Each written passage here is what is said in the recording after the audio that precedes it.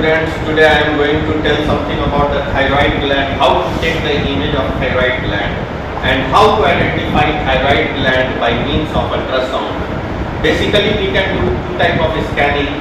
In the region of neck, if you will place the probe longitudinally, you will find longitudinal scan, and in longitudinal scan thyroid gland will appear more or less oval shape, but when you place the probe transversely, then image will almost appear triangular. Okay, so what type of echogenicity you are seeing over here? It is actually moderate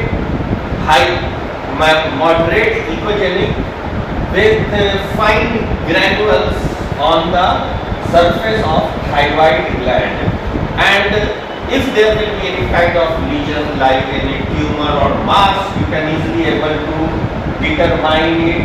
This region, this is actually isthmus, trachea, right lobe and left lobe. But most important thing I want to say that what kind of probe you have to use. You have to either use linear probe or curvilinear probe. If you will use curvilinear probe, then frequency should be 5 megahertz, and if you will use linear probe, then frequency will be 6 megahertz. Okay, thank you.